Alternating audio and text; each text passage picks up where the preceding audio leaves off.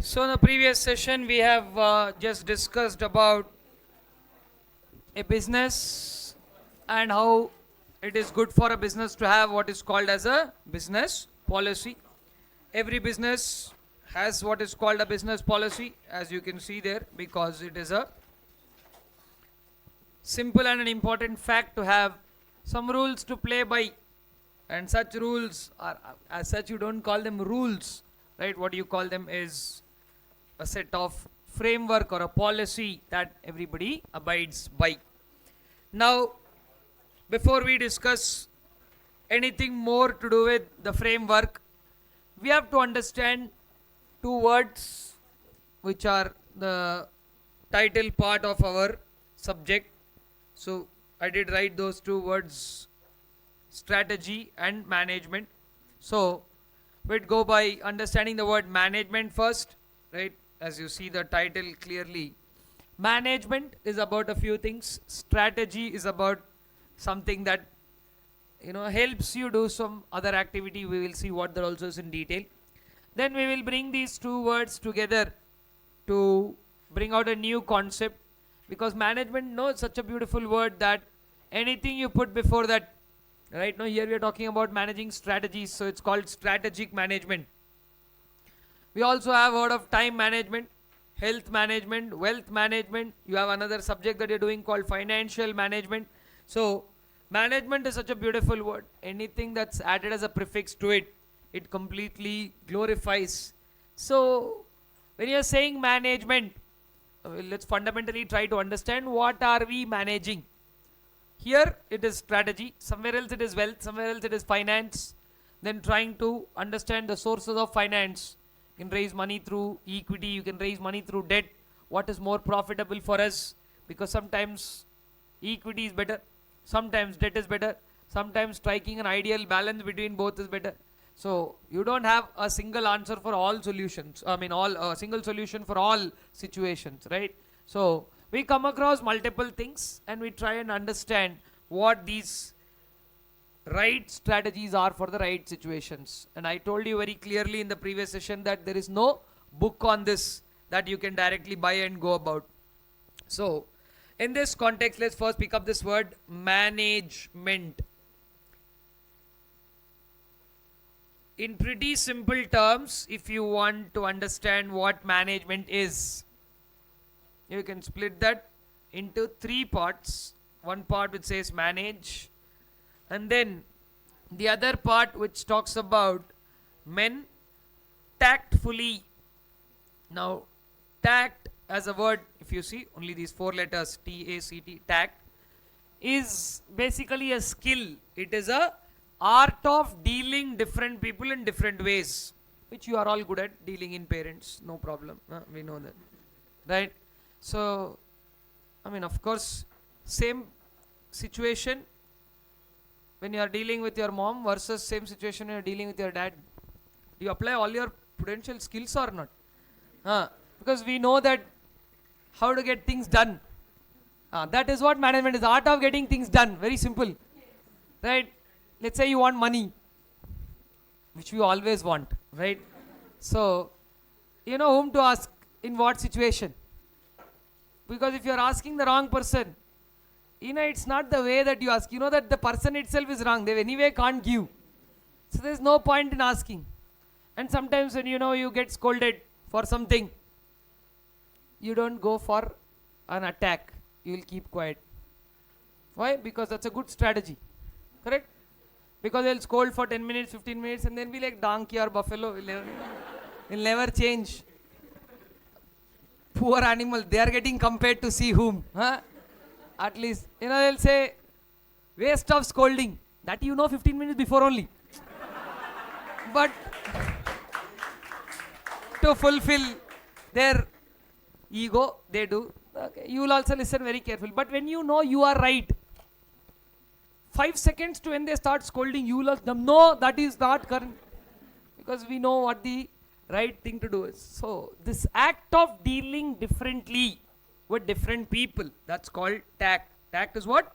And it's a simple art of dealing different situations. I'll just put it like that so that you don't want people or to be spoken about. As such, in business, we taught only about situations, not about people. People happen to be in those situations.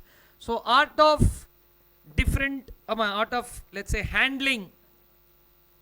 It's a art of handling different situations.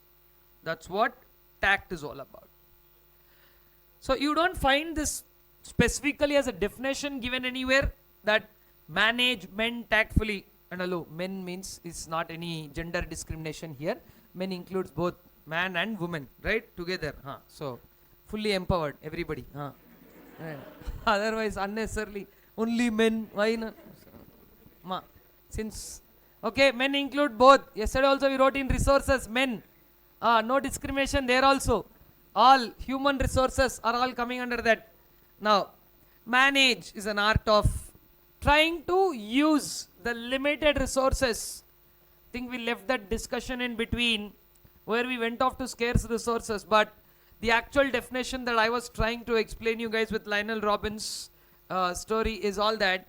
There is a word that we didn't discuss in the previous session, but which is very important right now, is optimal utilization. Have you heard of that?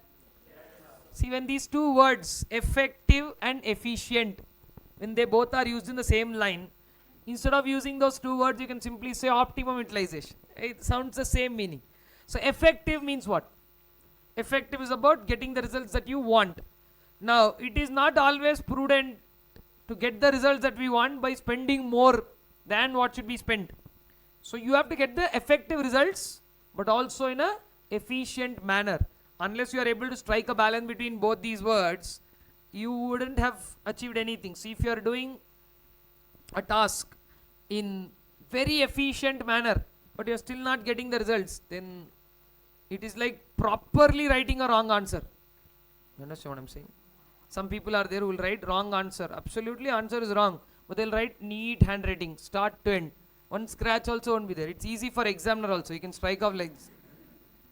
So it was a very, efficient performance. They wrote the answer. It's not effective because that's not the answer that you're looking for. Sometimes very effective. To solve a 10 minutes problem, you took 1 hour, but you got the correct answer.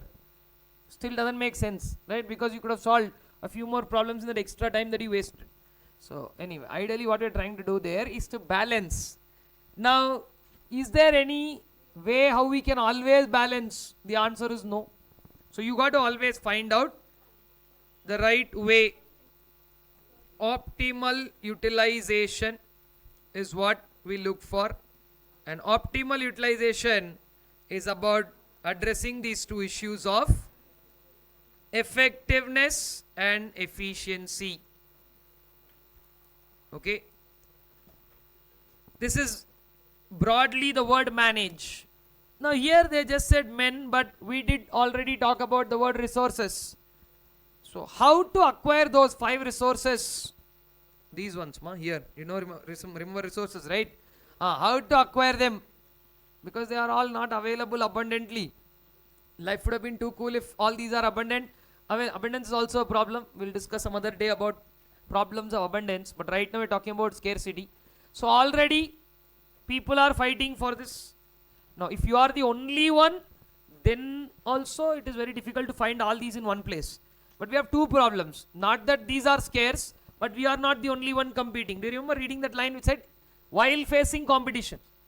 In business policy, can you recollect that line that you read yesterday? The first, the point that is talking about, you are already competing for these resources, that too in the wake of competition. So you are not only struggling hard to get this, but you are also struggling hard to get this with others. So if somebody acquires it before you, that is another challenge. So keeping all these things in mind, how to just get the scarce resources in the best possible manner, this optimal or effective and efficient utilization is what we are right now targeting about. Okay, this is one simple, not so really formalized definition of management. Simple way to explain it is about managing men tactfully. Or you can also use another definition which says management is simply an art of getting things done. Art of getting things done. You are not doing it, you're getting it done by somebody.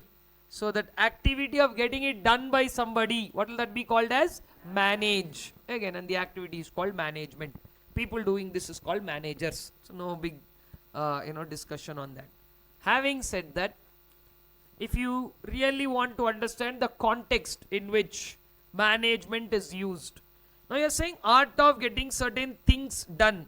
What are those things? You look forward to doing something by managing a set of activities. So this word management right here is used in not one but two contexts. Now sometimes it refers to one of those contexts, sometimes something else, because always it is not going to represent an art of getting things done, or it's not going to talk about certain actions only. Because if you recollect, we're just talking about the management of Reliance announced some deal. Who is this management now? Or in a college, you're going for an admission. They're saying you can talk to the management. Talk to management means what? Talk to art of getting things done. So they're referring to some person. Okay. Here we are referring to some action. So management, as you go by this word, is used in not one but two contexts. How many? Yeah, in two contexts it is used. One, it is talking about certain important people in the organization. Right, Mr. Mukesh Ambani and a group of people run Reliance, key management, or some group of people who are responsible for doing something. Every organization is driven by a few people and they are called what? Management. This is one context of the usage of the word management. What is it representing? Key group of individuals in an organization. Key group of individuals in an organization are called management. That is one way of representing what it is. Then the other way of representing management, the second context is, it talks about certain activities. Now, how do you get things done? Okay, we are saying we'll get things done. How? By thinking about what is to be done and by thinking about how it is to be done. And what and how are always answered by a sequence of activities called planning. Do you remember those steps that you studied? Planning. Very good. Planning, organizing, staffing. You remember staffing, putting the right person in the, who is qualified enough to do that job, putting the right person in the right place. What is all that called? Staffing. Then, okay, there is a step after that, it's called leading or directing. That means simply if you put the right person in the right place with no proper leadership on the top, which will again be very directionless. So organizations have to be led or directed by people, and a good organization is something which is not afraid or ashamed of taking corrective actions. I'm going to introduce one word called control, which means taking corrective actions. There is no shame in going wrong. Of course, when we do new things, we are bound to go wrong. That is part of the process. But it is not a very happy occasion that you go wrong and say, okay, it's all easy. All the time it doesn't work like that. Okay. So it also is, because sometimes, monetarily it is hurting. It's not all the time you have a full basket of money and you go on, keep burning, like how startups do. To some extent only they can do that. After that, one day when you put your hand into that basket, nothing will be there. Right? That's called a cash trap. We'll talk technicals little later slowly how this works and all that. But I'm just saying, forever it can't go like it will be a trial and error. Someday you have to strike a balance somewhere, and sometimes it's good to call it off. Somebody who admits that this can't be done is also as, smart and brave as somebody taking it forward. Man, never give up is good on t-shirts, okay, and on Instagram, hashtags, okay, not in business all the time. Sometimes giving up is the right thing to do. We'll discuss more about it in the 4th chapter. But I'm just saying that just because somebody said don't give up, doesn't mean when a business is not working the way it is supposed to, or it is not suiting that, you just have to call it off. Because every time you do something, there necessarily need not be a reason for why the business has to be successful. There are many more points to discuss. Like I said, I will not walk out of the context. Here I am saying, be ready for failing. If you fail, accept that and take corrective actions. that is also part of what you call as management. Okay, management is not just about bringing resources, applying them, and then seeing did you get the result or not. It's not like that. So when you get wrong results, what is wrong result? A result that you didn't desire. That's all. See, we got a profit of 1 lakh. We wanted 1.5. It's still failure, correct or not? You targeted 1,50,000 to be your profit. You got a profit of 1 lakh. So did you fall short of your target or not? So as a matter of fact, you failed. But your P&L account shows there is still profit of 1 lakh. So world might not think really that you failed, or your statement is showing profit, no ma. But what you wanted is not there in that. Still a failure. So next time you would want to perform better, not for the world's sake, but for improving your own potential by accepting where are those things that went wrong. That part of accepting that and taking corrective actions is called control. What is it called? And we will only discuss it in the 8th chapter, but this is the last step. First you will do all of the activity, and when things go wrong towards the end, you should have the courage to accept and take corrective action. So that comes in the last step of strategic management, which is about taking corrective action. So the second context in which management is used is nothing but set of interrelated functions. And you will now tell me what are all those functions once again. Yeah, first one is what? Planning. And when I say interrelated, they are all connected one after the other. So planning is about deciding in advance a future course of an action. What do you want to do tomorrow, day after, Friday, next Monday? That is all called planning. Future course of an action. You're not doing that now. You're thinking about what to do in future is called planning. Gathering all these 5 M's together is called what?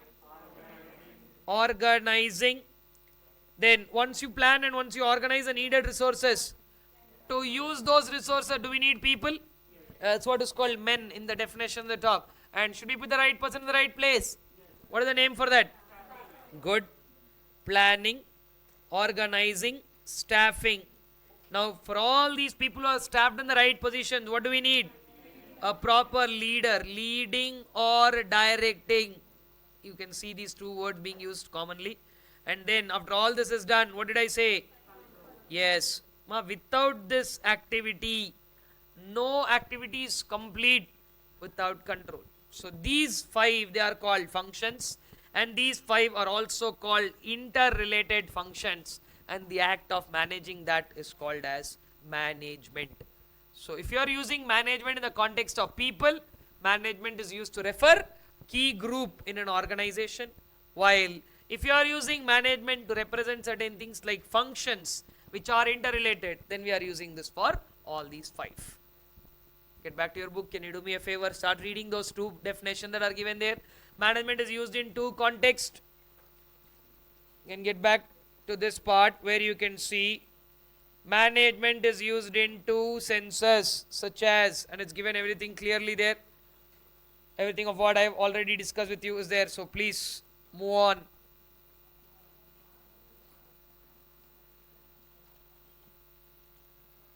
Management talks about what? A key group of people in the organization who are responsible or in charge of its day-to-day affairs. The survival and success of an organization. Now, I'm talking about the basics. We are not even talking about profitability, growth, and all that is not there. They're talking about very 2 simple words. The survival of an organization. First let it remain stable, then we will talk about doing growth, efficiency, higher levels of profitability, all that is later story. Basic, live first of all, that is called survival, and then everything of what I told, growth, efficiency, all that comes under the broad definition of success. Survival and success of an organization also largely depends on the competence, that means the capability and character of its management. So management are those set of people who are supposed to be, now either it doesn't matter whether you are qualified, not qualified, all that is a secondary aspect. Of course, to do certain jobs you need to be qualified, and it is not compulsory that you are qualified as well. We know that, right? I told you. So every businessman necessarily need not come from, I told you, Harvard or Stanford, right? So they should learn the art of getting that done. So good managers necessarily need not have MBAs in specific areas. If they are able to manage the task well, management is about doing certain functions. If you are able to do all these functions well that they told here, that is good enough. Maybe an education around that will help you do better. So every MBA grad will perform absolutely well. If you are not an MBA, you will not able to do business. Both are wrong. Okay, so either ways, however it works, it strikes a balance. So one is about people, that is about key group of things. So here the first definition, it talks about people, while the second one right here, it talks about functions. How many are there? Yeah, 5 of those. Planning, organizing, staffing, directing, control, all those. They are called as interrelated, because one of those on their own will not make any sense. Now you can either go have a leader first and staff next, staff them and have a leader. Either ways, it doesn't really matter. Those planning, organization should be 1 and 2. Then 3 and 4 you can interchange. That's not an issue, because first you can staff up and put them a boss up to, or you can have a leader and then have a staff working. That's okay. But 5th one should be again control. So those 5 aspects, they are basically required to attain certain objectives. Management is nothing but what? A set of interrelated functions and processes carried out by the management of an organization, and those functions include planning, organizing, directing, staffing and control. In control, bracket write down, taking corrective action. What is taking corrective action called as? Control.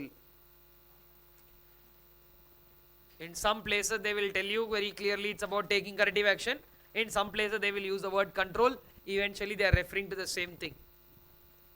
So guys, everybody, did you understand what is management? In how many contexts are they used? 2 of those. What are the 2 contexts? 1, it represents what?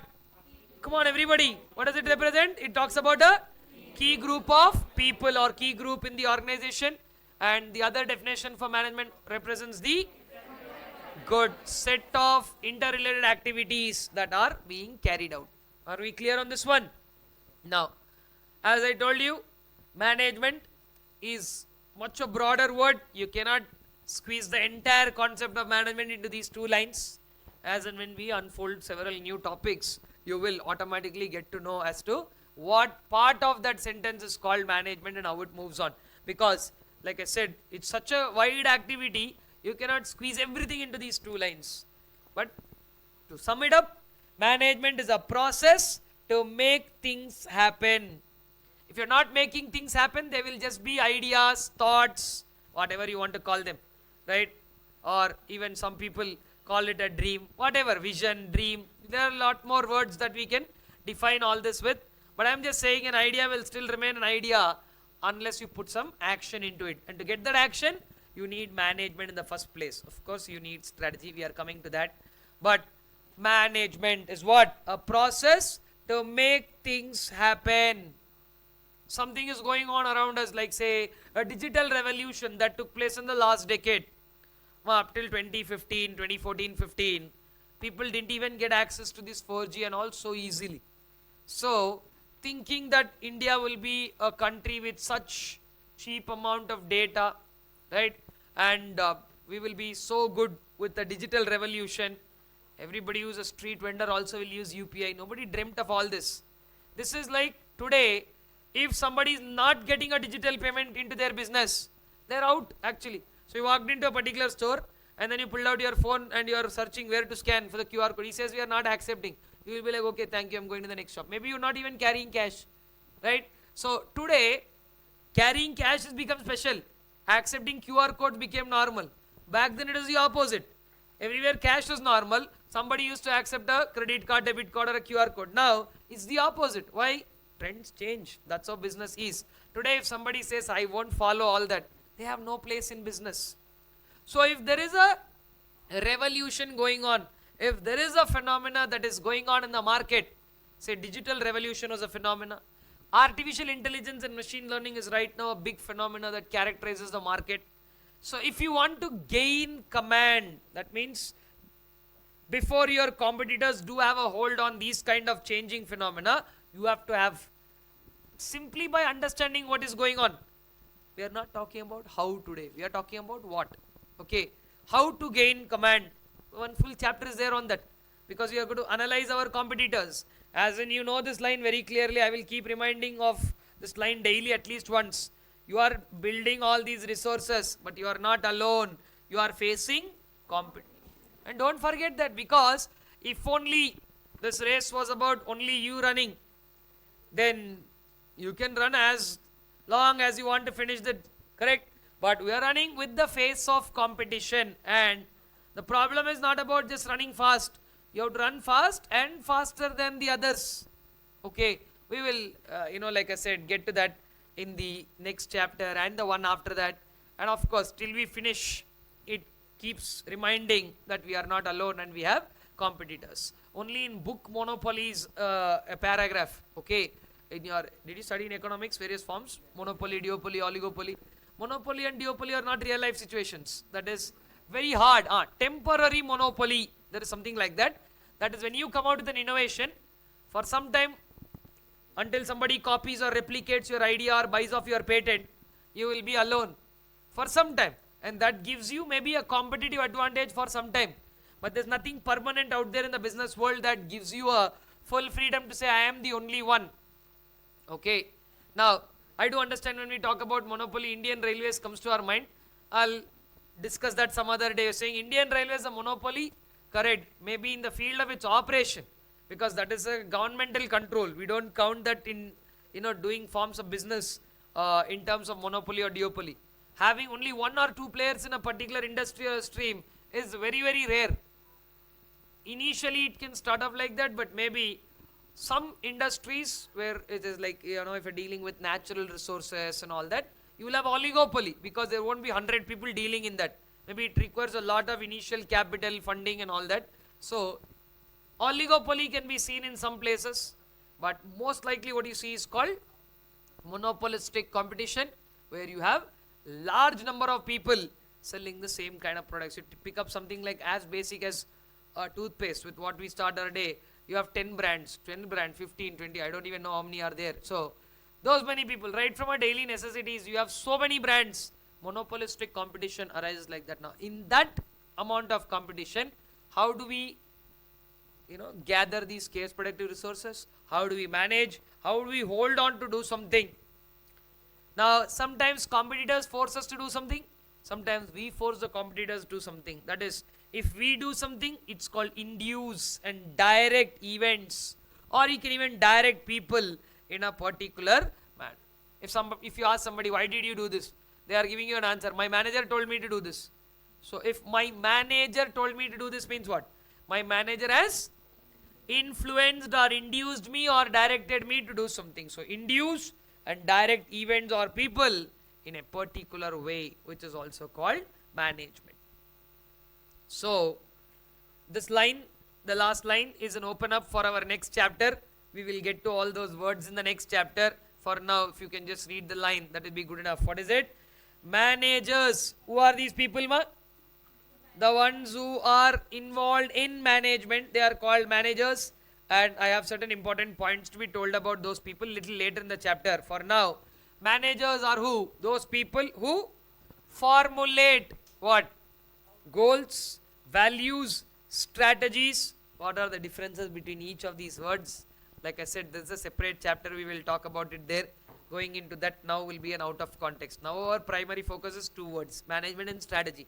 Let's get that sorted first. Then we will come to all this goal, value, vision, mission, strategy. And like I said, so many things are happening. So sometimes you just have to go with the flow. That going with the flow is called cope with, adapt. And you did answer me one question yesterday, that environment is stable or dynamic? Dynamic. How dynamic is that? Told you, remember, infinitely dynamic. We will add up that word in, because it's changing and it's ever changing. Ever changing things are called infinitely dynamic. So when you are in such an ever changing environment, this is what we need. Okay.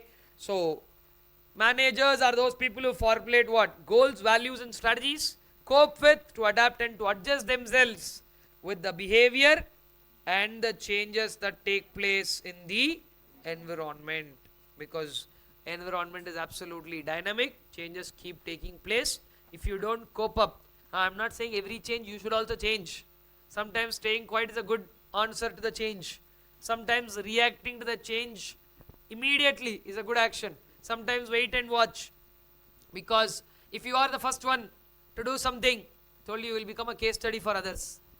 So always jumping and reacting to a situation is not a good thing, and at the same time always folding your hands and sitting, somebody will do, then we will, somebody will do and take the market, you will have to sit and watch that also. So sometimes it can be too late by the time you react. Sometimes it's too quick to react. Like I said, if you're walking on a road, if you be the first one to fall in the pit, then you'll have to get up from there and put a board. There is a pit here. You are a case study for others. So then everybody else is careful at the cost of you losing your business. That's not always nice, because all the time you can't be doing something like that and say, I am doing some charitable activity, I'm doing some good to the society. No, not always. But sometimes we also have to act smart, which is called proceeding with caution, which means wait, but not eternally. At the same time act, not immediately. Proceed with caution. 3 responses are there. In the right time we will discuss which response to give where also. For now, the word is very simple. What is it talking about? 2 things. 1 is referring to people, 2 is referring to actions. What is the word in question here? Management. What does it mean, ma? One last time, come on everybody. It talks about 2 things. What are those? It is talking about key group, and it is also talking about certain interrelated. Good. Now, before proceeding further, I want to remove one big misconception here, because whenever I use the word key group, people are talking only about those people who are in the board of directors, or people who are, always doing some white collar jobs. Please be very clear. When we say key group, these are important people, and important people always need not, wear good clothes and sit in the AC room only. Somebody working on the factory floor is also a key person. Okay, the entire factory manager, he is also a key managerial person. Okay, please don't discriminate people on the basis of the job here. That's a very wrong thing to do, and right from the beginning we have been not taught that properly. So which is exactly why in India we don't have so much around the dignity of labor. People think that it is, when we say key group, key here is to use the word important. Okay, don't consider importance and the job role. Oh sir, they are working in factory. I told you, it doesn't matter where they are working. If he is the authority who takes the decision as to what happens in the factory, he is more important than the CEO. Because if this fellow says yes or no, then only production run will start or stop. He is more important on a production day than the CEO. I understand CEO is making good decisions on behalf of the company, but this guy is the one who gets them executed. So please understand, key group doesn't mean only those 10 people who are there in the top, or top 10 salary earners in that company. Don't be under wrong notions. Okay, I will explain little later in the next page in more detail as to what are the levels. I hope you all know that there are basic 3 levels, but still we'll get to all that. But before doing that, there's a very, very, very important word called strategy. Okay, before I move, everybody, are we clear about management? Because time and again we will not have opportunities to discuss these basic things, because once we start discussing the definition of strategic management, and then our job is to go around fulfilling that only. But right now the word management is free from strategy, from wealth, from finance, from health. Nothing is attached to it. Now the moment you attach something before that, in exam they are giving you 3 hours time, and then you have to manage writing all the answers in 3 hours. Simple logic. If there was no clock, there is no need for management, correct? They have given you an exam with no time limit. They said finish 100 questions in whatever time you can. Then first of all, there is no pressure. On top of that, you don't need to manage anything. So when does management come in? So it means when time is limited. Same way, if you have unending flow of money, why should I manage? Whenever I want, I can go to the plant and plug money. If only money grew like that. But tell me, when limited resources are there, that is where management comes into picture or not? Now when will you manage time? Only when it is limited. If it was 3 hours, then you should know which question to write first, which one to write next, how much for each question. I finish this in 20 minutes, I finish this in 30 minutes. You will allocate time because you have a limitation on time. Let's just say you have 0 limitations. No limitation on money, no limitation on time. Why should you do financial management? Why should you do time management? You eat anything and everything, nothing will happen to your body. Why should we bother about health management? Why should we eat consciously? Why should we eat good quality? Nothing of that. There's no eat anything and everything, it will be the same. So is the case with wealth. You do something or don't do something, it will grow. It's not always like that. So, only when there is a limited resource, there is something called cause and effect relationship. Okay. So, if there is no cause, there is no effect seen there. So, if there is a cause, there will be an effect. And how serious is that effect is totally dependent on how you handle it. Okay. Anyway, I'm again telling you all that is a little out of context for now, because now we just looked at the definition. Are we clear on this one? Good. Let's move on to the next one.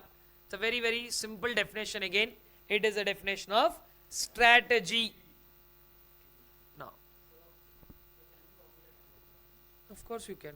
I'll put it across to you. But before we do that, I want all of you to understand something. Now, this I will not have to exclusively or explicitly tell you, because what is there in this book is eventually what you are supposed to be ready with. And when I make you write something in the brackets, when I make you something underline, or when I give you meanings to the words, I don't have to stop and tell please write. It's, it need not be told time and again. And if there is something that you feel, because all of what I write here is there in the book somewhere or the other. So I'm just saying that if you feel that something has to be written, it's your choice to write it next to that particular topic somewhere in the book. If you want to make a note of something, it's all up to you. I have so much to finish that I can't explicitly remember and tell you that, please write this. If at all there is something that I want you to definitely note it down, I will. But on the other side, whatever is there here, yeah, that should be an understanding between you and me, because every now and then I can't keep stop and telling you that, this is something that you have to write. It's all there, but only thing, don't miss something that I ask you to underline or write in brackets. Those, unless they are not there, only then I will make you do so. Otherwise, these things are there. If you want to just put them across, you can always do so. But do something whereby later you don't have to sit and read the whole story again. However it is convenient. There will be a lot of things that will be appearing on the screen here. I'd eventually put this across to you. That's not a problem. But I am not the one writing the exam. You are. So there is no substitute for any content. Understood? So just management has two definitions, are used in two contexts: key group of individuals and the set of interrelated functions. Let's do a similar exercise to understand what is a strategy. Once you put that across, we will now go ahead and discuss what constitutes to a strategy. Guys listening online, is everything clear on the first part of management?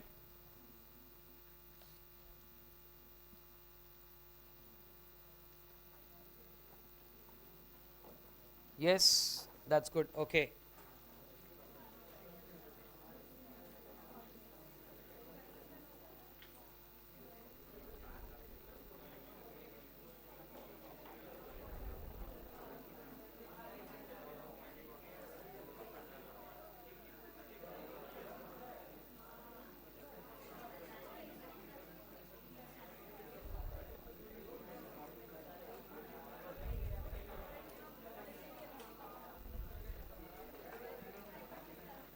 All right, done. We will now move on to what I call as strategy. I have a simple definition. The first one is a very simple definition for strategy. Not that second one is complicated. It has few words. Now, come on, they're all there in the book, ma. What are you actually trying to write down? Done. Now,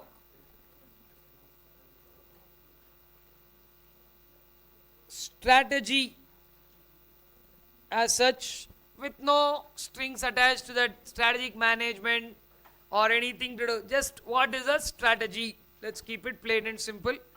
And the word strategy is used in various contexts. Sports, war or military. Basically they use the word strategy. It originated from there only actually. Right?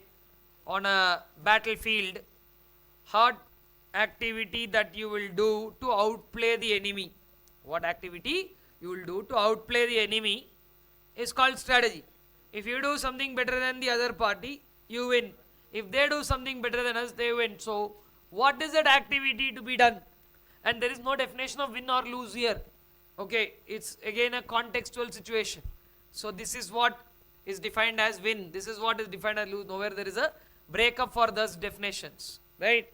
So, let's keep very simple, and I will again make a mention. This we are referring in the context of business. Okay. Now every business comes into life with some ideas in mind. Yes or no? When they start a business, whoever starts a business, will they have some vision in mind or not? Something.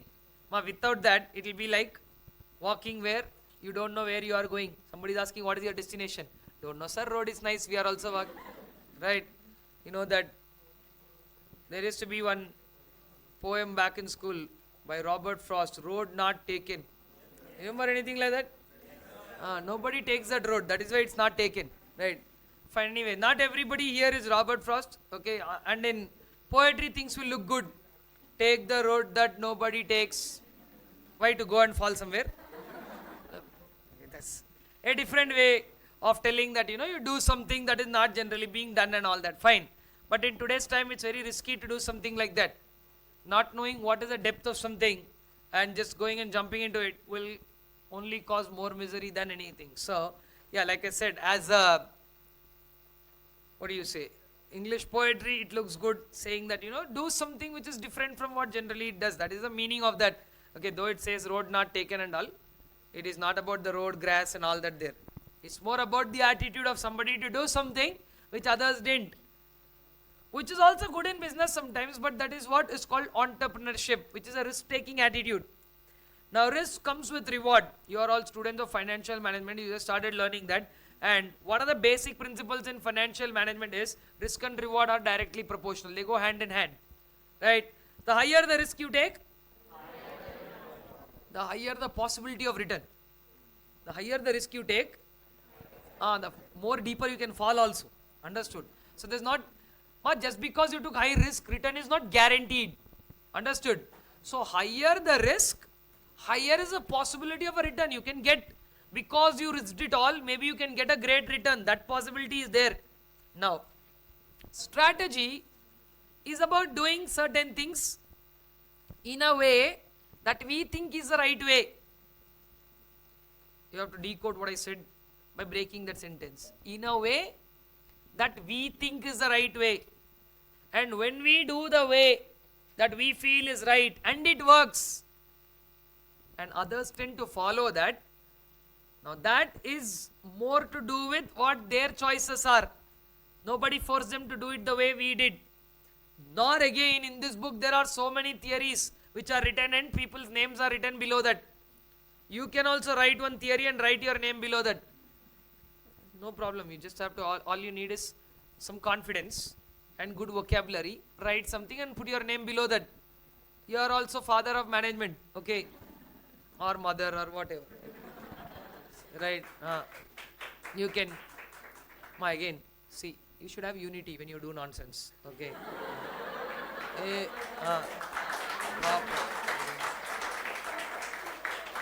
Good. Listen, what is the sole purpose of doing nonsense? That other person should get irritated. If you are not achieving your goal, while I am taking the class on how to achieve goals. Okay. So, these are basic principles. Come on, see, when you are doing, when you are later, not now. Now it's okay. Now only we started. Later there are occasions where you will all want to show sigh of regret. Like when class is supposed to end at 1, I start one new definition at 12:55.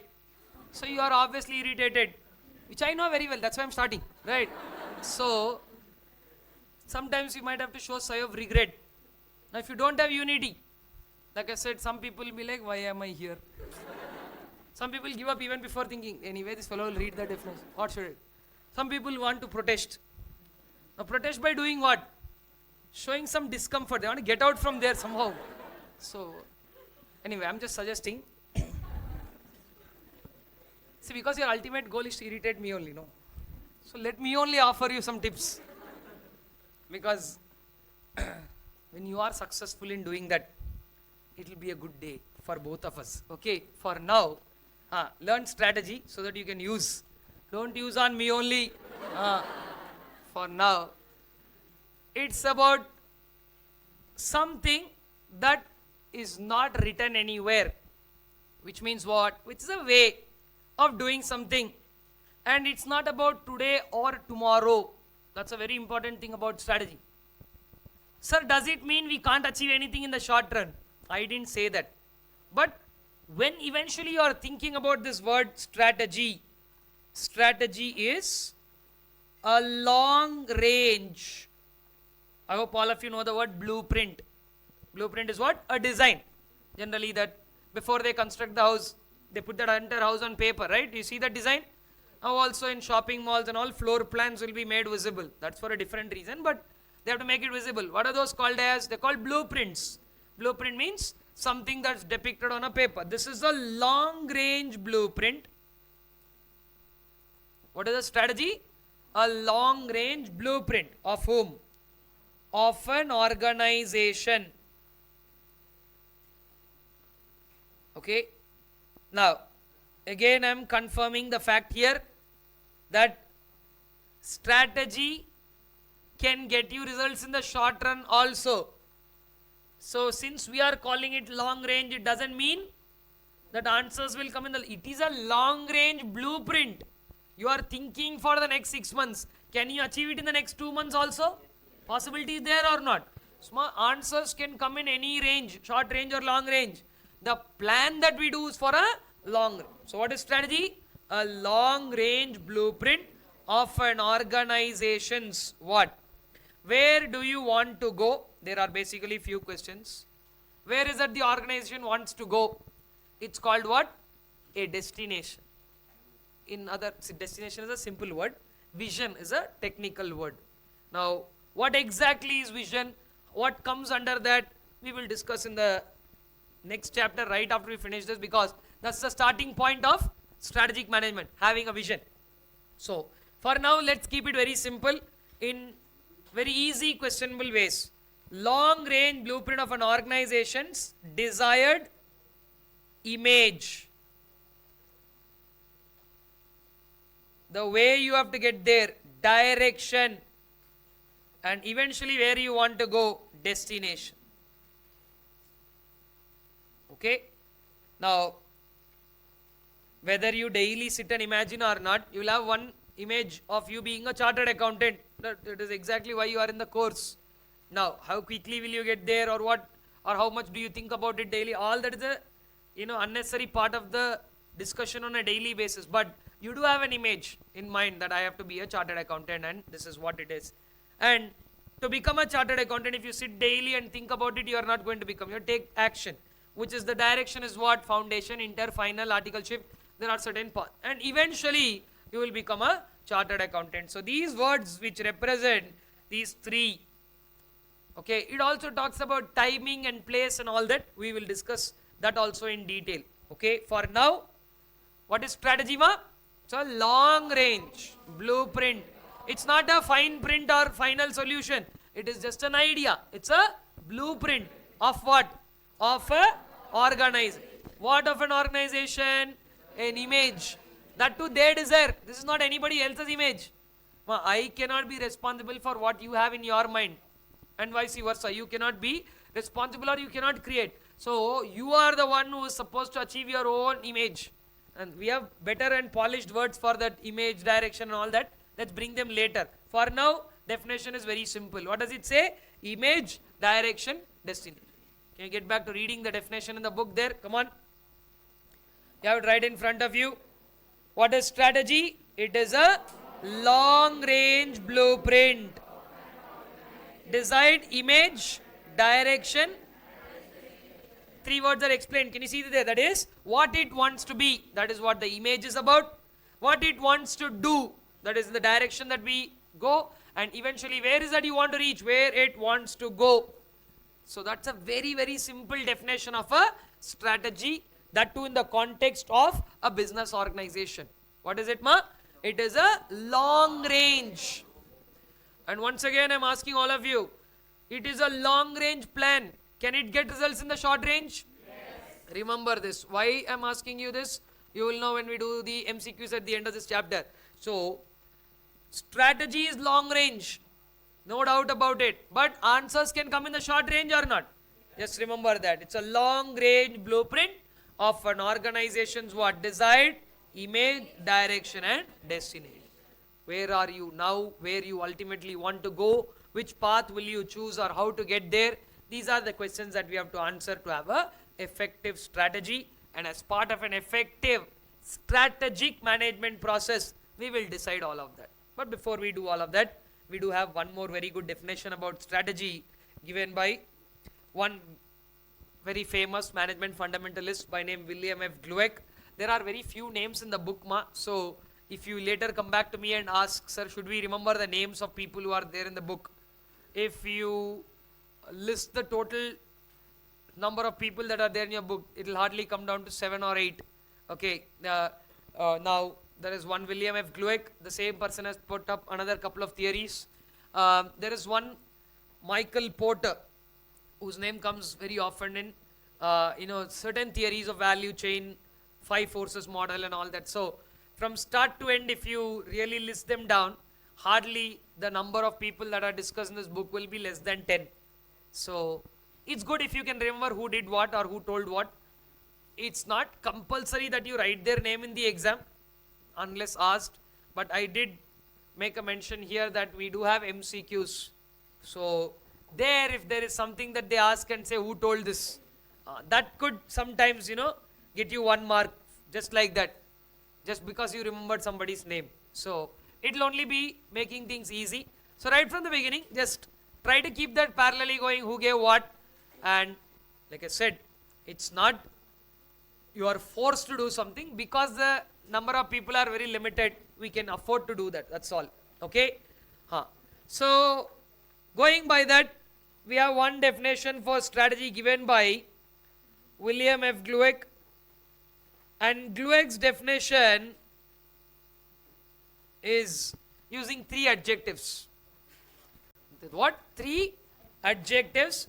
Now you know what an adjective is? Something that glorifies a particular word, right? So he says strategy or anything is a plan only. Okay, you cannot change the fundamental story.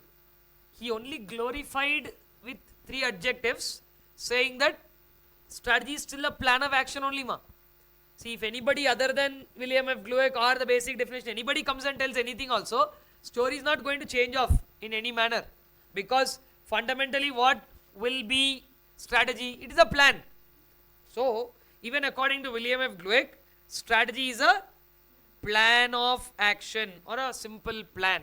But this plan, he added 3 nice words to glorify what sort of a plan it is.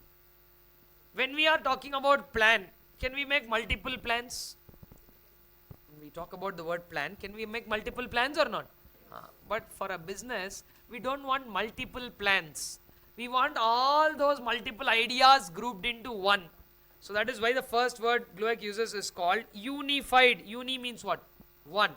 So strategy is a unified. Then the second adjective that he uses to explain what sort of a plan it is called comprehensive. It's a very simple meaning, covering everything. Like back in school textbooks, you have comprehensive problems at the end of chapters in mathematics and all that. They teach you several individual concepts, and then there will be one problem in that chapter which covers all the concepts that you learnt. Like say first you would have you will have learned to calculate percentage, then you would have learned to calculate something else, then something other thing. Then there will be one problem in that chapter where they will ask you to do all the 5 or 6 formulas that you learnt in that chapter in one problem itself. That problem is called comprehensive, which means basically covering everything. So strategy is also something which is comprehensive, which means which is covering everything. Strategy is a unified, comprehensive, and when I say comprehensive, it is about multiple things, and one should be linked to the other. And the word that links up all these is called integrated. Everybody tell me what are the three adjectives he used? Unified. What? Plan only. End of the day, it's not something new. Strategy is a plan. Today, tomorrow, forever. That will be the same definition. Whenever we refer to any strategy, it is plan of action only. But everybody has a different way to put across to the plan of action. Somebody said it's a long range plan. So in this first definition, it was more about the timing and about what you want. In this, it is more about the plan. He says that plan is like this. What sort of a plan? That plan is unified. That means you not make 100 plans, you make one. It is comprehensive because that one plan covers everything, and then each part of that plan has linkage. That is called integrated. Unified, comprehensive and integrated plan. Okay, why did you plan? Why did you have a unified, comprehensive, integrated plan? To achieve something? Should it be? No, obviously, no, it's not about going to a movie. You have a unified, comprehensive plan to go to a movie. You have simply say we are having a plan to go to a movie, because that need not have anything else, because there is only one activity, going to the movie. You can go. So, do we generally use a line like I'm planning to go to a movie this weekend? You're planning to do only one activity, going to a movie. But if you're planning multiple things, then I'm planning to do this, planning to do that, then you'll have a pattern of doing certain things. So, bringing all of that into one lot, because say, let's say you have to go to a movie, then visit a particular place, then go to a restaurant and eat. This is all activities that you will do to keep yourself happy. When it comes to a business, all these activities that are supposed to do to achieve a goal, or achieve rather than a goal, we'll use a very simple word called objectives. What are the differences between goals, objectives, why specific words are being used in different contexts? Like I said, we have time to discuss it in the next chapter. For now, this plan is drawn to simply achieve something called as a basic objectives of business. What are we trying to achieve? Basic objectives. So now, everybody, coin the definition together. What did he say? Strategy is a integrated plan designed to achieve what? Basic objectives of a business. Now you tell me what are the basic objectives of business?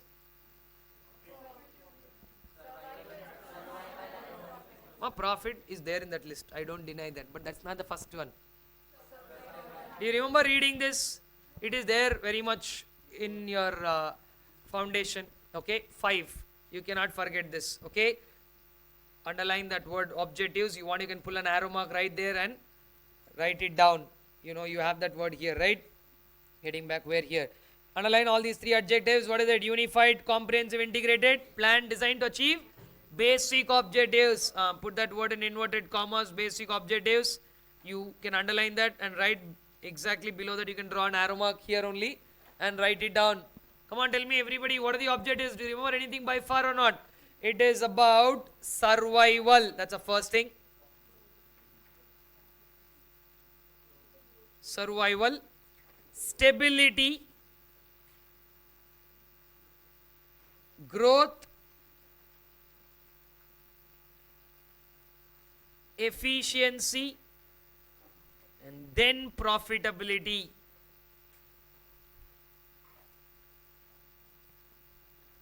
Okay, survival, stability, growth, efficiency and profitability. What are these 5 called as?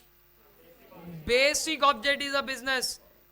Every business would want to achieve these. Short run, long run, doesn't matter time. Okay, we're talking about achieving these 5 things. And please understand, if you don't survive and still think about profitability, it's not going to take you anywhere. So stop using this profit. I understand we are students of financial management. Oh, sorry, you are students of financial management. Simply why include me also? So please do not use profitability as the only aim or goal of business. No doubt it can be. Okay, and I'll give you one example which will be very useful, not only for understanding these 5, but also for our further discussions about certain concepts. So I want all of you to have full attention, right? You know this 100 meters race, athletics, track and field events, 100 meters, running, huh? Very good. Now, so let's just say there are multiple things in this example, so I want everybody's full attention. Okay, so here you have a track. It's a track and field event, so it goes by 100 meters, and you know that whoever crosses the line first gets the gold.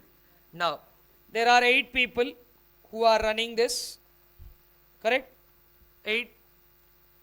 And this fellow here will not decide today the pakka bronze. Correct? All 8 people run for what? All 8 people there who qualified to the final race will run for gold only. Now, silver, bronze and other positions in the table will happen. Okay. Gold is 1. Rest of them are all done because somebody won gold because they crossed the line first. They take gold home. Then who came second will take silver, who comes third will take bronze, and 4, 5, 6 in the leaderboard will all be a consequence of that action. But when you ask them here, everybody will answer, I want to run for gold. Because even if you ask somebody here, like, I have sir 5, 6 gold already. Today I am thinking we'll take 1 silver home. So just say he reaches here fast. What he'll do, he'll wait there. Arey, you go first. He'll run. Because it is not about the kind of medals that you want to mix and hang around in the home. That is about winning. Same way, if this activity has to work, this entire activity, most simple saying is there. To win the race, you have to be in the race first of all. Now if somebody runs even before the gunshot, they'll be disqualified, correct? So, which is exactly what our very first word is.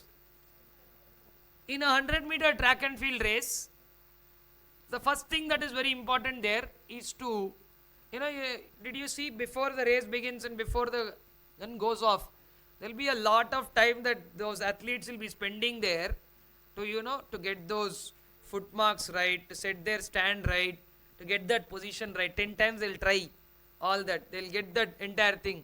They'll, get into that position, stand up again, see everything. Why a lot of time that goes on? Because a lot depends on how you start. Because everything will get done in 10 seconds. Right? 3 times you blink your eyes, race is over. Okay. So, either for the one watching it, it is just that only the tension that happens. For them, they have to execute all this. And mind you, they practice 4 years for winning 1 Olympic gold. Now, all that 4-year effort boils down to that last 10 seconds of the race. Now, if somebody doesn't get their execution right, it's not about how determined you are. It's not about the practice that you did for 4 years. It's not about anything else. But that day you didn't do something well. Over. So, first and foremost thing, to win that race, you have to be in that race. So, every athlete, the concentration in the first 25 meters is to do what? Is to just get their start right. Okay? To get your initial position right, get up and run. Get that foot movement right. Everything should go right. Because if you are not doing things right there, if you get up slowly after the gun goes off, you lost the race there itself. If you run even before the gun goes off, you are disqualified. So this part is very important. Which one? To be there in the race. It's called survival. Now once you get that right, that is you got up right, the moment the gun goes off, you ran, did everything, but then you didn't get your foot movement right or you didn't adjust the track, you'll be losing out here. So once you are there in the race, you got up right, then you have to get, all this is very neatly taught because they have to execute all this in 10 seconds. They have to get their body position right, they have to get their foot movement right, they have to get their track right, everything has to happen. In this next 25 meters, you have to be in the race. Okay? First you survive, then you stabilize yourself. If you can't do these two, you don't think about going anywhere in the race further. No. So till here, that is almost up till 50 meters, that is half the race. I am not even bothered about others. Is that right? Because I have to, first of all, why am I bothering about others? I have to get up and I have to run properly. So that is what we are doing in the first 50 meters. You survive and you stabilize. Now if you get both these right, it is not just about completing the race, it is about winning the race. You understand the difference between both? If you cross the finish line, crossing the finish line, evening also you can cross, slowly you can walk and go on. That's not what we want. If you want to win that gold, you have to run fast. Not fast. Faster than others. You have to run fast and faster than others.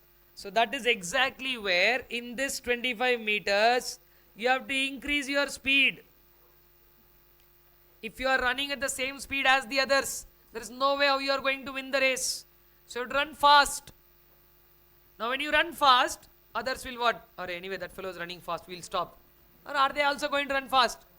They are also going. If you are following this strategy, I told you, other 7 people are also following the same. If this is the same 100-meter track for you, for them also the same. So you have to run fast, where you increase the speed, they'll also increase the speed. Now that is where fast becomes faster, which is called efficiency. So the last 25 meters is all about, you see, almost till first 50 meters, everybody will be there in the same range. 50 to 75 is where they'll start making difference.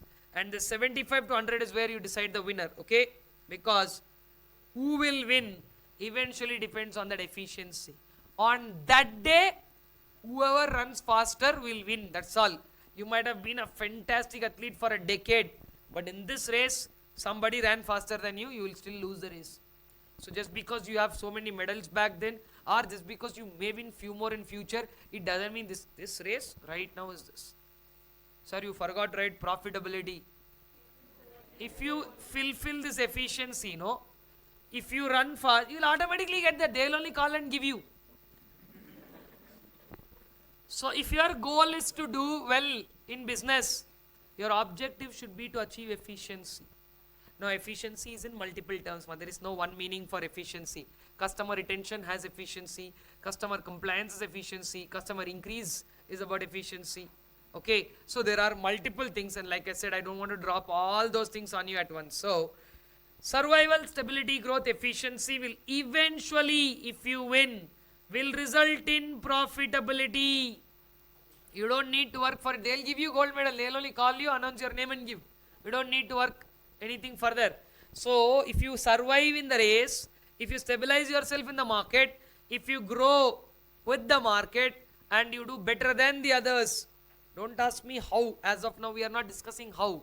There's full chapter on it. We are now talking only about what. This is what you are supposed to do.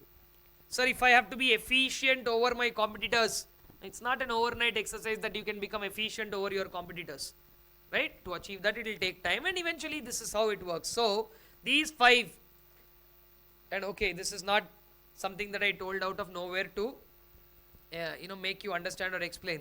This is something explained by 9-time gold medalist Usain Bolt. He views this track as 4 parts.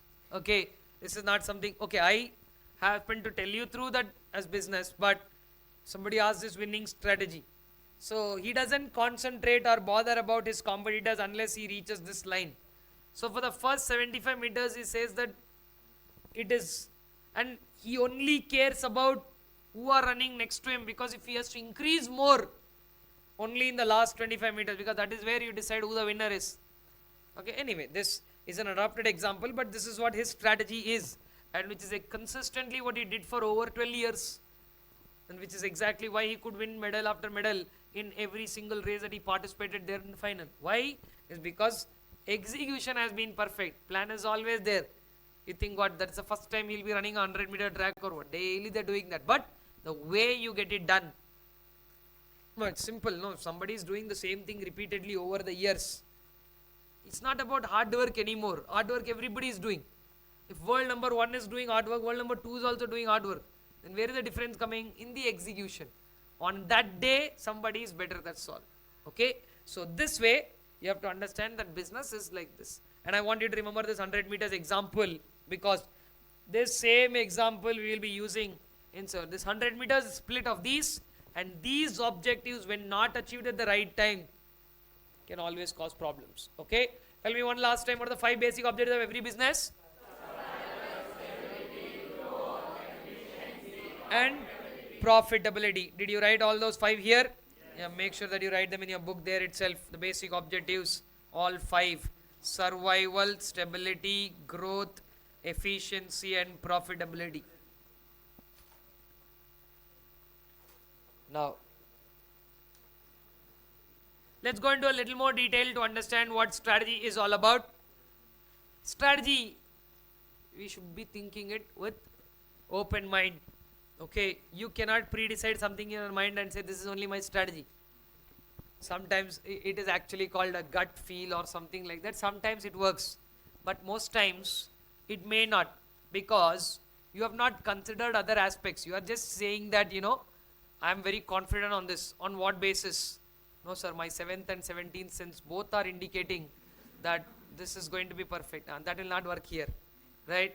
Because normally when you don't take the other parameters into consideration, you don't even know where you can go wrong. If I have to take some action, I should know possibility of going wrong. But when you don't give that possibility of going wrong, like say this is not my line, it's there in the later chapters to come. Going to do business without a proper strategy is equal to walking blind into a battlefield. You are wearing the entire armor that is required, right, all of it, but you blindfolded and walked into a battlefield. So it is not like, you will be able to defend yourself. You don't know where the bullet or arrow is coming from. You are gone any case.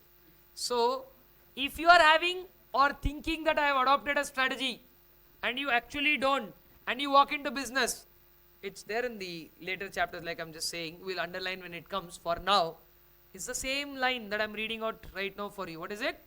Walking blind into a battlefield. Going to do business without a proper strategy, or not analyzing our competitors. Okay? Don't bother about competitors, sir. This is my 100 meters. I will run. Very good. You will run. You will finish also. But you will come first or not? That we don't know. So unless you analyze your competitors. So without analyzing competitors, without doing these kind of strategical exercises, if you walk blind into a battle, you know what the consequences are. So you'll get shot even before you start doing something. So you have to be very conscious. Means be aware. And don't make strategy into one aspect where this is my strategy and I will follow this forever. It's not going to work like that. When you do something and you fail, it's not a problem. But when you do the same thing again and fail again, that is a problem. Because repeatedly if you do the same thing, the first time when you do something, it's called error. Repeatedly when you do that only, it becomes a mistake. And in business, there are no place for mistakes. Business has enough room for errors. Every businessman does errors. And errors are something that can be rectified. Did you do some chapter like Rectification of Errors? Why did they not title that chapter Rectification of Mistakes? Because it's not about that. The word mistake is, giving something a longevity. Saying that this has been done for quite some time. That's why it became a mistake. Otherwise, if it's just an error, you can always rectify that. And when you do something like that for first time in business, there's always, business is kind enough to give the businessman a scope to rectify. It will always be there. If you can identify where you went wrong and rectify that, like I just told you, control, corrective action, you will always be successful. If not now, not in the second attempt, not in the third attempt, somewhere be successful. Because you're giving that scope for rectification. I'm not even talking about being rigid. I'm telling you that we don't even know where we are going wrong. Then how will you correct? So strategy should be 2 things. What is it? 1, have an open mind and consider. And 2, keep it flexible.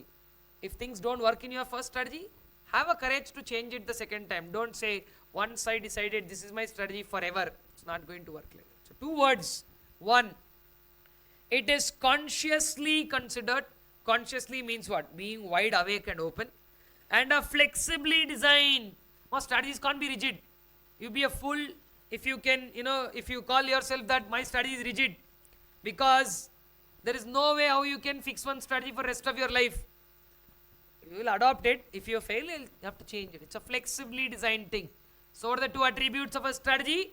1, you have to keep an open mind. It should be consciously considered. Don't be blind while considering it. Be awake. Be conscious. 2, it should be flexible. Just because you consciously considered it, nobody is guaranteeing you success. It might fail. But if it fails, have a courage to go for changing it. Flexibly design. Why do you need a strategy? Continue reading the reasons. Strategy is consciously considered and a flexibly designed scheme of corporate intent and action to what? Bring in. Was this the biggest problem of business policy? Which one? Mobilizing resources, yes or no? And staffing, what you learned some time back. What is strategy meant for? Strategy is meant for mobilizing resources. Strategy is meant for directing human effort and behavior. Is that what is leadership all about? Write down there in bracket, leadership. Directing human effort and behavior is about leadership. Handling events and problems that come in the way. Perceive and utilize opportunities. Opportunities will not come like take it all. It always comes with some threat. Okay, it's a buy one get one free offer. When you opt for opportunities, it will come with some risks or threats, like how you want to call it. Meet challenges and threats for corporate survival and success. What is strategy? It's a consciously considered and a flexibly designed scheme. That scheme may work or may not work. That's why it's flexible. If it doesn't work, change it. If it works, very good. Continue that till it works. Nothing has, an expiry date fixed. Same strategy can work for 10 years. Okay. Somebody might be very successful by following a simple strategy for years together. For somebody, the strategy may not work for more than 6 months. I am not telling that every strategy has a lifespan. I am saying that strategy has a span. Short or long, we don't know. But it should be kept flexible. Because rigid strategies have no place in business world. Rigid strategies don't exist at all. Okay. Now that you know these two definitions about strategy and you understood something here, I have a simple question for you. Should we understand the environment and prepare a strategy by ourselves? That's one option for you. Okay, what is that option? Understand what is happening in the environment and we design the strategy. Or don't bother about all that, design one strategy. Later when something goes wrong, then we will modify the strategy to suit what went wrong. Which one should we adopt? First one? You can't. Listen, if there was an option for both, I would have told you both. You can't do both at the same time. How can you do both at the same time? You can't. Right? All the above, both A and B are not always the answers. You remember that. Okay?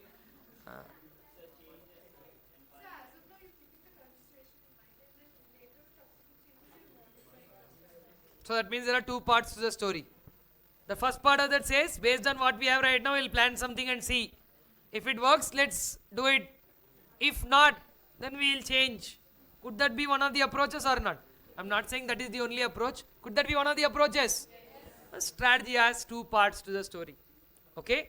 Strategy has how many parts to the story? A proactive part and a reactive part. You cannot say both. Strategy can't be proactive and reactive at the same time. So don't use that. And they have also not used that. So right now, before we go to the next heading to learn, and some of the points that I want you to understand, I'm just giving you this sentence. Strategy is how? Partly proactive and partly reactive. I want all of you to have full concentration here. First of all, I don't want people to say strategy is proactive and reactive. That is wrong. Because first of all, it's not fully proactive or fully reactive. It can't be. No, sir, I only thought one idea, which is still, that idea is a repercussion of several other thoughts. So it is partly proactive. And there is no reason why your proactive idea has to have success all the time. So there is always a portion that comes as a learning. You adopt something, it works, very good, continue that. There is no, nobody taking away credit from you saying that proactive strategy will definitely fail. Nothing like that. If things work well, proactive strategy can be successful. Let it go on like that. But when you tried a proactive strategy and it didn't work, or it worked only partially, should you learn what went wrong and make some changes to it or not? And that is what is called as the reactive part. So, you don't jump to a full conclusion saying that Strategy is always proactive or strategy can always be reactive? No. Or you can't even say strategy is both. You have to use the context as given. Strategy is proactive or reactive means you can't say both. Please understand that. Why we can't say both? Because it can't be proactive and reactive at the same time. Strategy is a blend of these things. You do something proactive first, you learn when you go wrong, and then your reactive behavior creates a new strategy, and the cycle goes on. Are you understanding? But before I discuss that topic in detail, I have a few more questions for you. Now tell me, now that you have a fantastic strategy, as in you go by, let's say, GLUEX definition, we have a unified, comprehensive and integrated, we got a plan which matches all these three words. We right now have that kind of a plan in our hand. Can we just get that executed?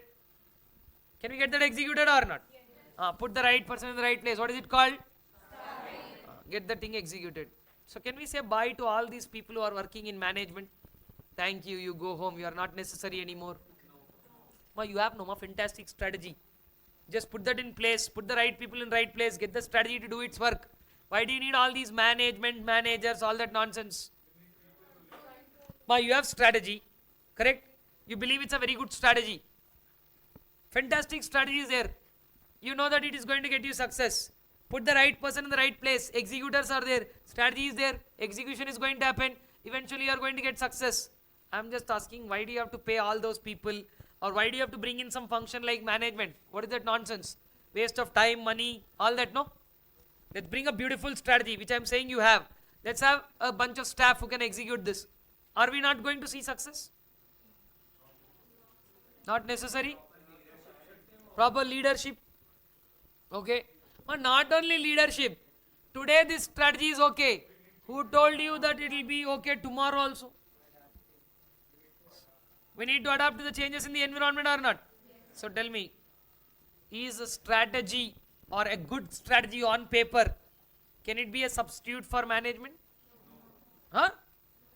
Underline, put up very important sentence. That's the first sentence on the next page. What is it saying? Strategy is no substitute for a sound, alert and responsible management. My strategy on paper cannot replace people. Yeah, it might be a good strategy, it may get you fantastic results, all that is okay. But strategy is no substitute for a sound, alert and responsible management. Strategy is no substitute for sound, alert and responsible management. Understood? So tell me, do we still need a sound, alert and responsible management? Yes. But despite having best of the strategies, if you don't have people who can execute that, or rather I should say if you don't have people who can tolerate failures when it can, then there is no point. Today, for instance, let's say something like SpaceX, something like Tesla, or for that matter any other venture of somebody like Elon Musk. Today, you have so much of that being heard in the news, or today's generation hears so much about Tesla being a fantastic organization, right? SpaceX was almost about to close, but today is a very successful. It is not because of strategies that has brought in, or it's not because of only Elon Musk that it got succeeded. Okay, it's a blend of all. Okay, so if you look at why these organizations are successful, so when all of them were about to fail, how did they become so successful after that? Somewhere something has been done. What is that? Something has a technical name, very early to discuss in the subject. But now I am just saying there were few people who turned it around. On its own, a strategy didn't change. Fourth time when somebody launched a satellite, on its own it didn't come and land correctly. So there were some amendments that were made. So they launched, if I don't know if you know or not, but SpaceX, the venture, the space venture of Elon Musk, they launched 1, 2, 3. 3 of those failed. Okay. So then they launched the fourth one that became successful. Now, should they have done something different from the other 3 times or not? Or on its own fourth time when they did the same thing? It's not going to happen like that. Anyway, the point that I'm trying to put there is, you might have the best of the strategies on paper.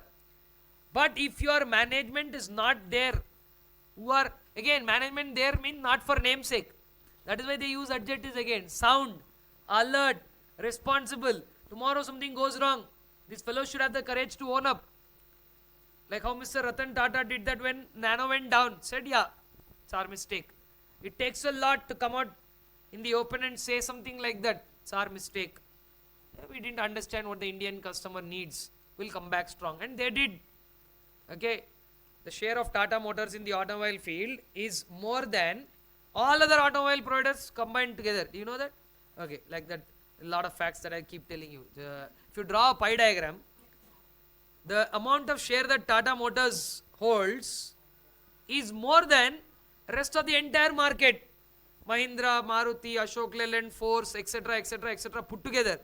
All of these people's business, let's say their revenues come up to, like what, 2.5 lakh crore. Tata's revenue is about 2.7 lakh crores. I'm talking about 10 players put together to one player. That is their market share. So that is a kind of trust. It's not just about the brand alone. It is the kind of trust that people develop once you see. Now every car launched by Tata is successful, alright, but still they have their market share in respective places because it is more than a particular vehicle. If one model of a vehicle fails from that company, it doesn't mean that company is a failure. Okay, so each of them, they have these specifics, and like I said, as many specific concepts unfold, it's good to discuss examples for us. So what is learning number 1 from this story? That strategy is not a substitute for what? Sound, alert, and so tell me something. Even if an organization has a good strategy, they should still have good management. Is that right? Yes. Good. This is point number 1. Learning or lesson number 2 that we have to pick up from strategy story is, okay, for this we have to go slightly ahead to understand that there are certain levels in the organization. Okay. How many levels are there in organization? Normally, okay, you go by 3 because might have got that in the past. Now, what are those 3? Now, okay, top, middle, and low levels are the very crude ways. I'm not saying they're wrong, but now that you're students of management, you have to learn better words to explain them. Top, middle, and bottom, guys, are not wrong. They can be called that, but like I said, now that you are in a better place to learn in terms of maybe at foundation level, top, middle, and bottom levels in the organization are okay. Right now, I'm going to talk about the same 3 levels, what you told is right. These are called levels in the organization. The top level is called as corporate level. What is it called? Corporate level, or it is called strategic level, or it's called top level. Like you said, it's not wrong. Okay. Then the next level in between for the organization is called as business level, or it is called as tactical level, or it is also called as managerial level or middle level. The one at the most bottom is called as functional level, functional, or you have another name called operational level, or you have another name called as shop floor. Have you heard of shop floor or body shop? Body shop is where the place, all the units get assembled.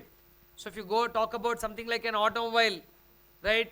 The seats are separate, tires are separate, the body of the car is separate, the engine is separate. Body shop is a place where all these get assembled. Basically, body shop or shop floor is nothing but the factory floor, or then you can call it as a low level. So stop using top, middle, and low level because they're very crude ways of saying it. I'm not saying they're wrong, but they're crude ways of saying it. You can do one thing. Just go one page ahead. Topic E. You have, here you can write all those other names. Corporate level / business level / functional level / just write them down and keep when we get to the topic. There's nothing much to discuss there actually. So 3 levels are there in the organization, ma. First one is called corporate level. Okay, yeah, I'll bring you back here so that you can just note them down. Corporate level or strategic level, that's what is the top. Who are there? Can you just read out those people who are CEOs, board of directors, All chief executives, CEOs, CFOs, by whatever other name you call, basically that entire bunch is called corporate group or corporate level. Those are the ones, they are there at the top. Corporate level / strategic or top. Then, what is the second one? What do you see there? Business. Who are there? Divisional managers.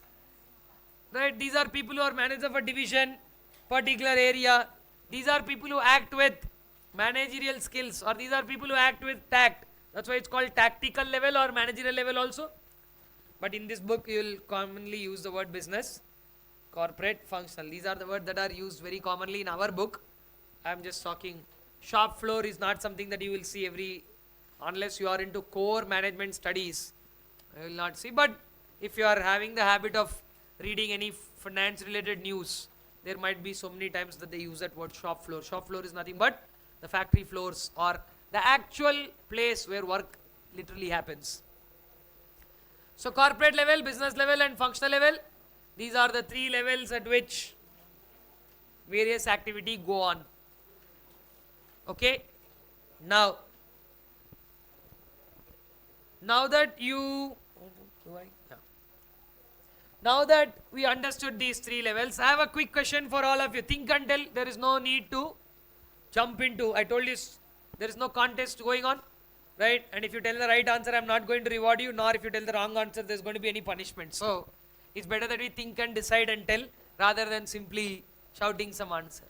Now that you know that these three levels are there, at which level decisions are taken?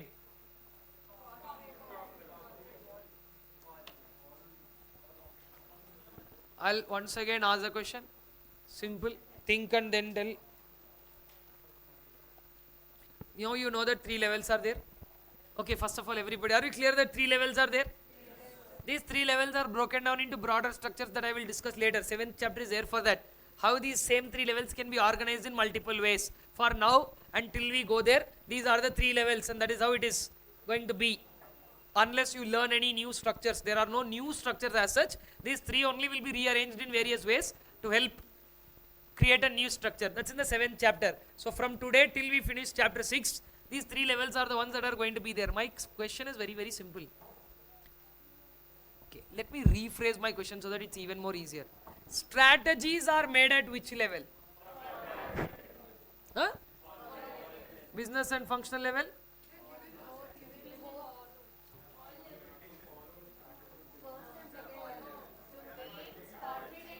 Well, it's not something that you are asking me back. Okay, so you think. My question is very simple. Corporate and business level. Functional level will go to lunch. We'll send them. No, they won't have. They'll starve. Who will get the strategy?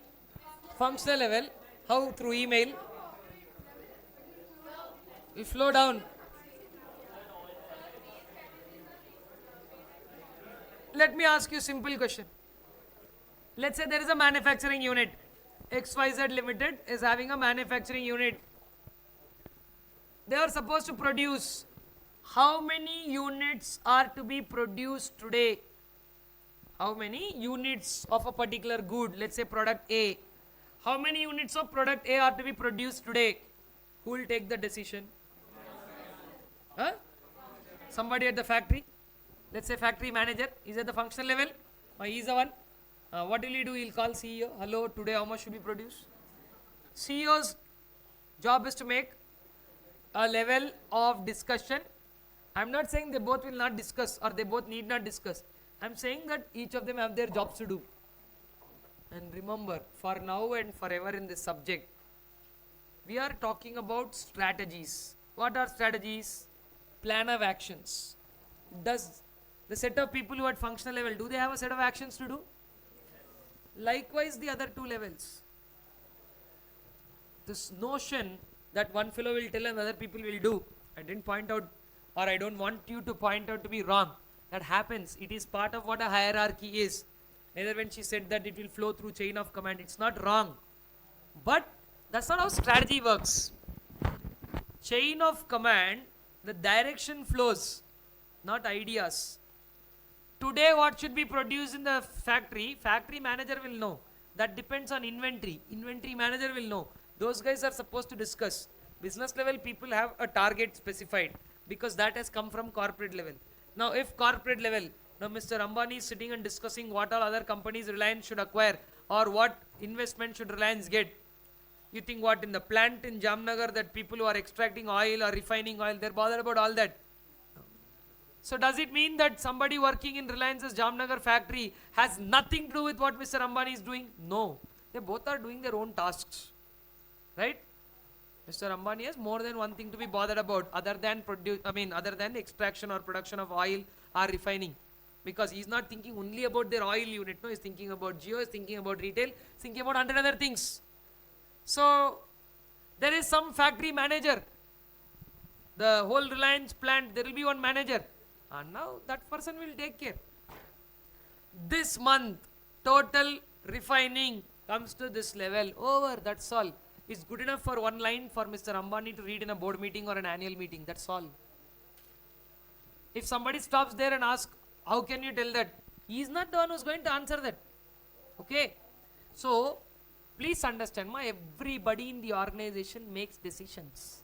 Let him be a daily wage worker to the CEO. Everybody makes their own decisions about what to do in their work. It's a very important point to be remembered. This wrong notion of somebody telling you to do, okay, that is there. It is not about that somebody will not tell. They will still tell. It will be part of the hierarchy. A process is established. Somebody will tell you what to do. You will do, report back to them. All that is correct. But when it comes to strategy, tell me, where is strategy made? It's made at all levels, and I don't want any of you to make any of these mistakes again. Okay? So, many times people get carried away, and like some of you were very confident that it is done here and here. For what is to be done at factory, it is done here also. Okay? Please do not bother about I told you already, kind of clothes they wear, places they sit. It doesn't matter whether you are in a corporate organization with a 10-storied building or you are on a factory floor. It doesn't matter.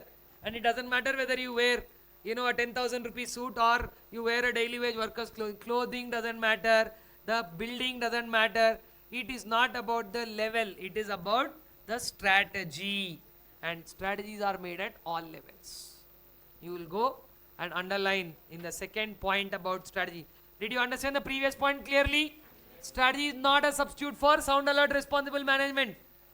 You have the best of strategies. You still need good people to execute it. That is your first conclusion about strategy. Yeah? Get back to the previous page where we are talking about strategy. Conclusion number 1. What is it? Strategy is no substitute for a sound, alert and responsible management. And clearly, neatly given in printed context. So no more discussions, debates on this point. Very simple. It's a printed fact. Strategies are formulated at which level? Simple. Underline that. Strategies are formulated at corporate level, divisional level and functional level. Just that one need not step into the other's world and ask what strategy you formed and what strategy I formed. That's not required. Let them do their task independently. They will do whatever they want. Are we clear?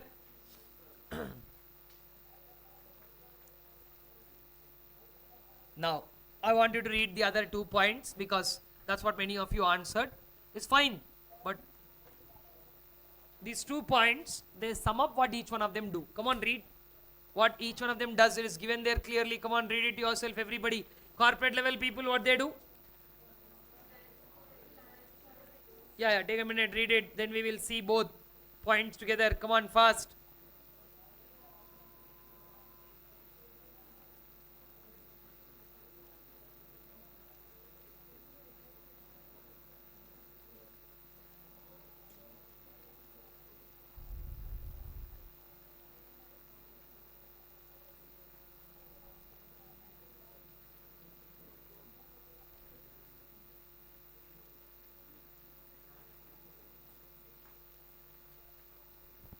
Got that point, guys? What is saying? See, everybody is framing strategies. The scale and ideas of strategies are different. These people are talking about diversification, means going into new areas, mergers and other things. These people are bothered about their products, their pricing. So each of them have their own decisions to make, and all three levels they have their own businesses to do. Okay, corporate level or corporate strategies are formulated by the top managers, and guess what they do? They talk about plans for expansion, growth, vertical and horizontal integration. There are 4 more times where you will see that word, and only in the 4th chapter I'm going to explain you what those are. So for now, until then, for now just understand it is one way of growing. Vertical and horizontal, or you will see forward or backward integration. These words, vertical, horizontal, forward, backward, this is discussed in the 4th chapter. It's totally out of context and a fully new topic when we will discuss it there. You will see it, like I said, 4 more times by the time we actually get to discuss that. For now and for the next 4 times when you see it, understand that there are ways of growing. Forward and backward, vertical, horizontal, what are they? They are just ways of growing. We will see what those are. Diversification is a means of growing. Taking over another company, merging with another entity, new investment and divestment areas. Investment is putting money, divestment is taking off the money. R&D projects, all these corporate strategies are formulated. But when it comes to putting these ideas into life, these ideas are then operationalized. What is the word used? Means putting into action, operationalizing them by doing what? By divisional and functional strategies regarding which products to go in, how much production volume, that is how much to produce, quality range, what price should we fix, how do you promote the product. Don't worry, you are going to learn each of these. Right? Should we go for market penetration? Market penetration means entering a market. How do we do a launch strategy? Purchasing sources and personnel. Personnel here in bracket you can write on HR. HR development or personnel development. And I'm not really keen in explaining any of these words because all of them are chapters that span up. I did tell you that we will discuss the index, right? We will do that, don't worry. Our index has a meaning and there's a way. For now, all I'm willing to show you is that you have 3 full chapters which explain these in detail. Corporate, business and functional level. At each level, what strategies are done will be explained in full detail in these 3 strategies. But there's a better way to understand and explain this index in the next topic. I will do that. For now, let us wrap up the last part of strategy by discussing what is strategy all about. Did you understand the 2 important conclusions about strategy? 1, strategy is not? It is not a substitute for what? Strategy is not a substitute for sound, alert and responsible management. So you will still need a sound, alert and responsible management despite having the best of the strategies. Are we clear about this? Good. 2, strategies are made at which level? And when we talk about final story of how a strategy is a blend of, blend means what? A mix of what? Certain proactive actions, certain reactive actions. Let's read them in detail and wrap this up. Come on. Strategy is partly proactive and partly reactive. What does it go on to say?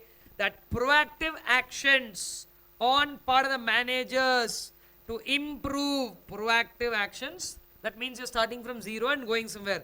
On part of the manager to improve the company's market position and financial performance. That means you want to earn, and first part is doing better. Improve your market position, and once you improve your market position, eventually there are all good chances that you will make money also. So you need not worry about that specifically. Guys, are you understanding that? How we will do that? We will see in each strategy making chapter or topic how we will make that up, that sentence. But tell me something, environment is directly in your control or environment is not in our control? So can I say environment directs or dictates terms on us rather than saying we control environment?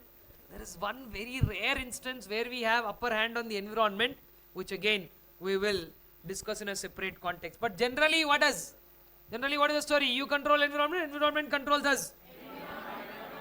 So when environment controls us and unanticipated developments take place, or suddenly a fresh market condition arises, should you react to that, or you will fold your hands and sit that time also? If you fold your hands and sit that time also, others will take that opportunity. Now listen, the example that I told about the 100 meters race, what to do to win that race, we discussed so much in that example. Tell me, what should you do to come last in that race? Don't do anything. You don't need to, like stop, nothing. You just be there. Okay, others will go. That is what the second point is. When unanticipated developments are happening and you are folding your hands and waiting for the right time for you to change, then that would be a bigger consequence to what can go wrong. So, I am saying react. But please understand, react means not doing something only. 3 reactions are there. First of which is staying quiet. Staying quiet is also a reaction. Are you understanding that point or not? So that is called least resistance. You're not doing anything because that is what is something good according to you. Just because you are least resistant doesn't mean everybody has to follow the same strategy. Somebody might wait and watch. Somebody might do something dynamic. Okay, it is individual's reaction. But let me tell you one conclusion. To come last in the race, you don't need to do anything special. If you let your competitors go ahead, that's all. So, react. What will be your reaction, we can discuss later. But you have to react. So, if you're talking about a strategy, what is it? It's a blend or mix of what? Proactive means what you plan and do. Reactive means what you do as a response to things that happen in the environment. Read that. Proactive strategy is a planned strategy. What is proactive strategy, ma? While reactive strategy is an adaptive reaction to the changing circumstances that take place in the environment. You are not doing anything voluntarily to screw up the situation. Environment is doing something. You are reacting back to adapt yourself to that. And tell me something. That first part is very clear. That is when environment changes and so many things are required, you will also change according to that. This makes a lot of sense. Okay. So reacting to that and changing our strategy is very good. Are there any other circumstances where we can change our strategy? Or is it essential that only environment has to dictate the change all the time? No, we can also change. So you meant to say voluntarily we can also change. When? How do you know that you have a better strategy than in the past? Okay, is the first part of the question clear? Ma, we are discussing 2 things here. One part is very clear. When market or competitors or environment, if all these change, I am not saying you also change, I am saying you adopt. Whatever is suiting you, you have to do that. So you will have a reactive strategy when changes in the environment take place. It's a non-point, no discussion, no debate. I am asking you, apart from this, are there any other areas where you would like to bring this so-called change? The reactive strategy. Simple, if we can discuss that, we can go for lunch. Come on, quick, tell me that. So one part is very clear, that is, you will undergo a reactive strategy when conditions around you want you to. On our own. Now you said, according to which situation? I am asking for an example. That is one. To learn something new. Can we change when we learn something new? I said, sir, I know now better strategy. That means, were you doing something in the past? You are now, like what she said, since we have a better strategy. Better strategy means what? That means you already have one strategy. Now you came up with something which you believe. Nobody told, which you believe is better than. So when will you know that this is better than the other one? So I'm giving you only 2 words to remember. 1, you will change the strategy when conditions change. 2, when new learning emerges. Story over. Find out those 2 things, mark 1 and 2, underline, close it. That's it. Part 1, when market and competitive condition take an unexpected turn, or company strategy hits a stone wall. Here stone wall, all that. That means, something where you can't proceed with that strategy. Okay. Market and competitive condition take an unexpected turn, or company strategy hits a stone wall. A kind of strategic reaction or adjustment is required. Hence, remember, you cannot have one proactive strategy and say, I'll work on that forever. Hence, a portion of company strategy is always developed as a response to these kind of unforeseen developments. It's always there. Okay? Then, second part, very important.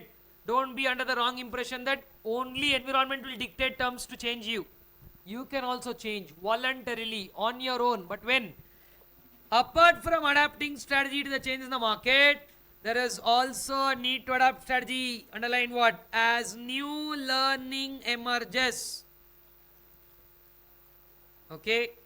The first point you underline unexpected turn. Mark 1 above that. And 2, new learning emerges. So when will you bring in a reactive strategy? Everybody, when will you bring a reactive strategy in place? Not only when environment dictates.